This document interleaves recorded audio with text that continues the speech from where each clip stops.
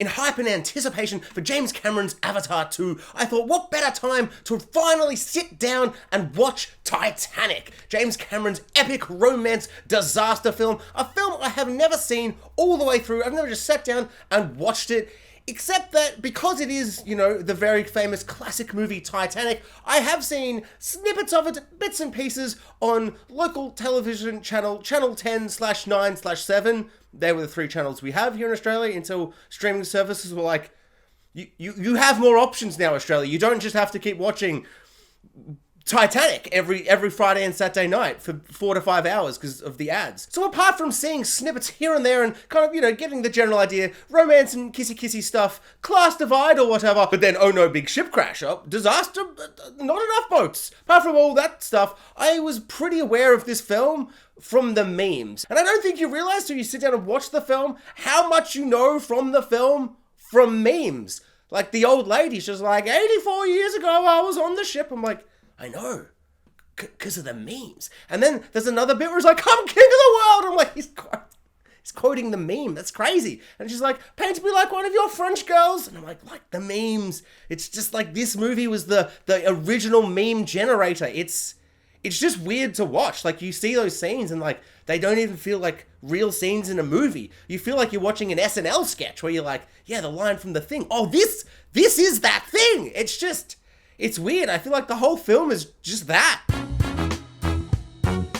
But apart from watching the origin story to so many memes that I love that have consumed my time as I sit on the toilet at work, what did I think of the film Titanic? Well, the first half, it's a romance film. And as a man who's not so much a romancy kind of guy, I'm not a hopeless romantic. If anything, most of the women that have come in and out of my life would probably just, call me hopeless. Or they'd just be like, man, he really liked to complain about Game of Thrones. At first he loved the Game of Thrones, but then he didn't like the Game of Thrones.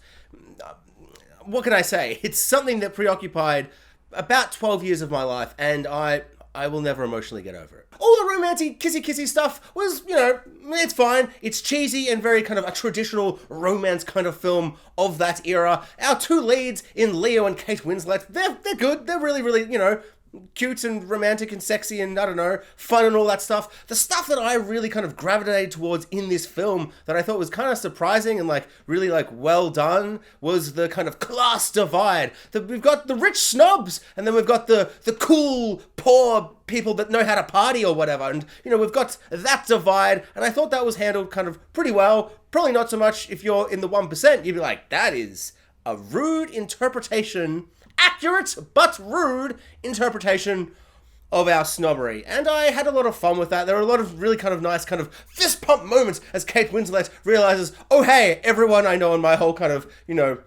class, all my rich people, everybody sucks and we all suck and maybe I need to get out of this thing before I turn into someone who sucks. All of that was really, really great. There's a bit where she learns to spit and at the end she spits on Billy Zane and I was kind of like, call back.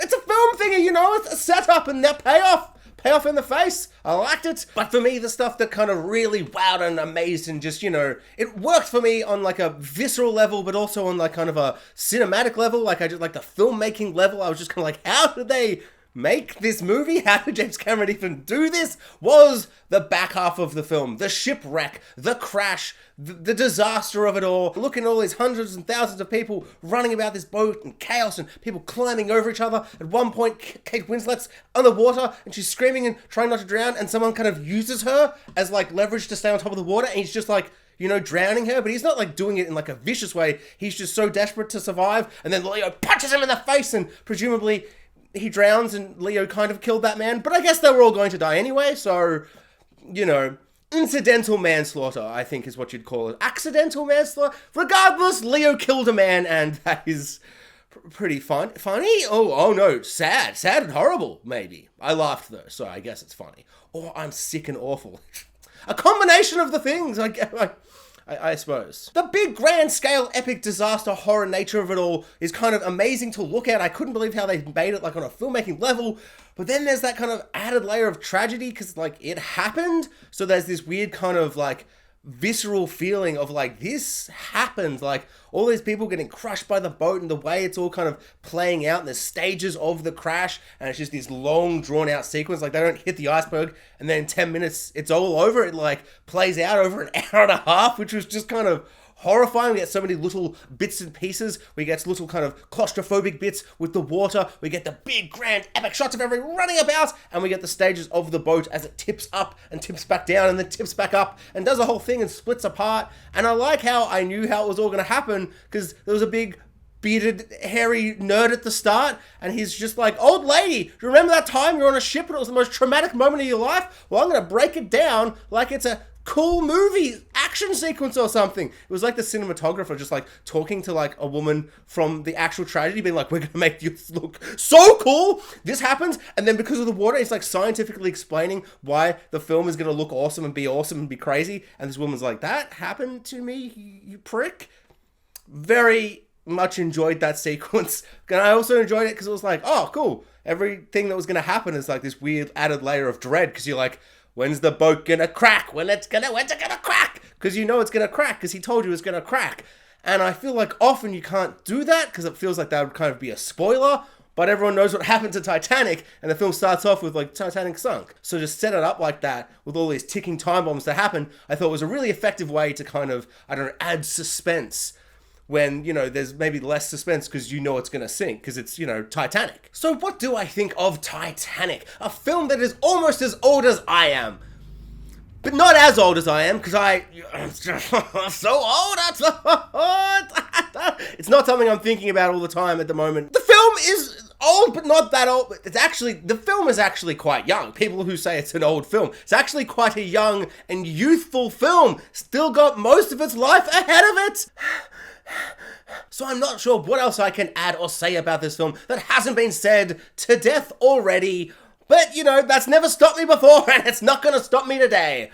One big takeaway, right at the end, old lady Rose is like, this, the heart of the ocean, the soul of the ocean, or whatever it's called. She's like got the gem, the diamond, that our main man, Bill Paxton, he's like, our modern pirateer, Bill Paxton man, he's like, I just want to find this gem, because I want to make millions and millions of dollars from this gem, which is a relatable character trait, wanting to find treasure and gold.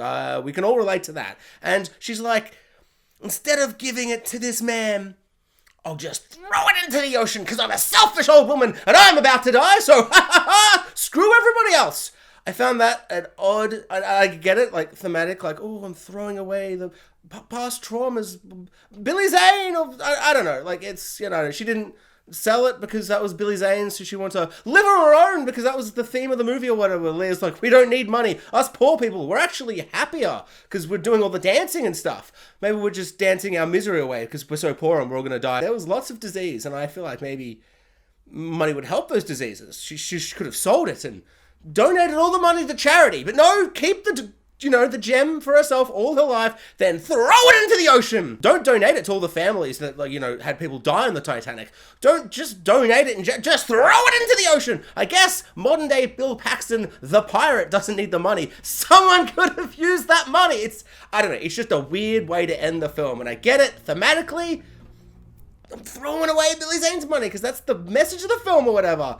But I just feel like it was a weird way to characterize her at the end, where I'm just like, you didn't like how everyone was selfish in your rich snobby group, but you ended the film. We're just like, it's a rich snobby thing to do, to throw away so much money, because you're like, money doesn't matter, which is only a thing that rich people say, and I suppose Leonardo DiCaprio says. But also, he was so young he didn't know what he was thinking, because he literally says at the end, I'm so glad I got on Titanic through that gambling situation, whereas if I was dying on the ice, like in the frozen waters, and I could have got on a thing, but I couldn't, you know, it doesn't matter. It feels like he could have, but apparently he can't, so that's just the movie logic. Okay. But he's like dying there, and he's like, Kate Winslet, it was just the greatest 2 days of my life. I'm so glad I got on Titanic. It's like, why? You've known her for 2 days. You're dying. I would have been like, I love you. I've loved these 2 days.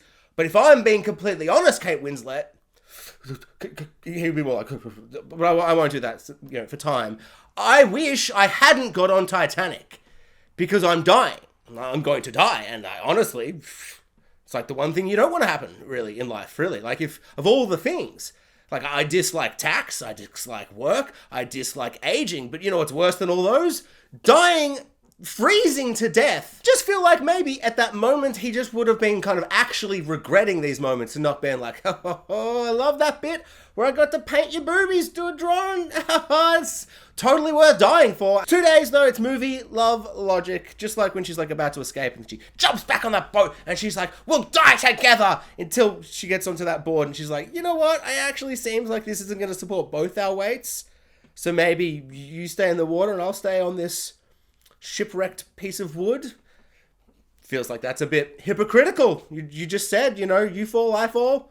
Not you drown, I drown. You're going to stay on that piece of wood, Kate Winslet? Okay, that seems fair. That seems fair. All right. My favorite part of the film was probably the musicians, the band, and they kept just playing their music throughout all the chaos and the carnage, and there was actually some really kind of funny lines and moments from them, and then some really kind of emotional bits. I particularly like the bit where he's like, no one can hear us play as the ship falls and, you know, collapses and everyone dies. And he's like, well, no one heard us at dinner. Let's just keep playing. It's like, really funny, really great. And then that emotional bit where they go their separate ways and go, well, we're going to die anyway. We may as well die together playing music that we love. And I thought that was kind of beautiful and amazing and kind of the best part of the film. Like, yeah, it was just really, really great. I also really liked Billy Zane as the villain. He's just really psycho and angry. And I just found him a really kind of like realistic and kind of, you know, like a character I could buy.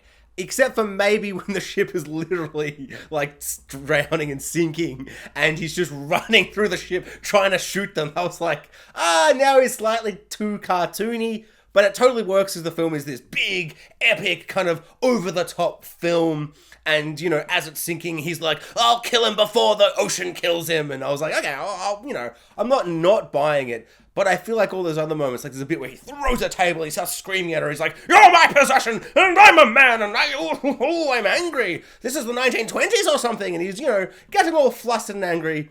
And that was really scary. And like her kind of reaction after of just like, I don't know, just that fear. And like that, you know, she literally goes to jump off the boat because she's so afraid of him and trapped in this class system thingy. And I found that really interesting. And it was kind of like, ooh, she's trapped. Much like the corsets they feel like they need to trap these women in. She's trapped away. Metaphors were in my head. I had something with the corset and like not being able to breathe or something. But now as I'm saying it, it's not coming out right. And I'm not going to do a second take because I saw how long this is going for. And I'm like, I'm going to have to cut so much because this is now becoming too long, like the movie, which isn't actually too long. It's actually the perfect length. Somehow this being 3 hours and 10 minutes didn't feel its time at all, which, I don't know, it's kind of a masterful feat. But yeah, I don't understand how he made that boat sink. It just looks so real for so much of it. It's just so overwhelming. I kind of feel like to make it look that good, did he just kill a bunch of people? Because there are so many times where water smashes through glass and people are just flipping and flying everywhere. I'm like, just... what the hell? How'd he do it? How'd he do it? Did he just kill people on a boat? Did he just murder 1,000 people on a boat? Because that's what it looked like. And I loved it. Thanks for watching, guys. Like, subscribe, hit the notification bell, and comment below. I'd love to know what everyone thought of Titanic.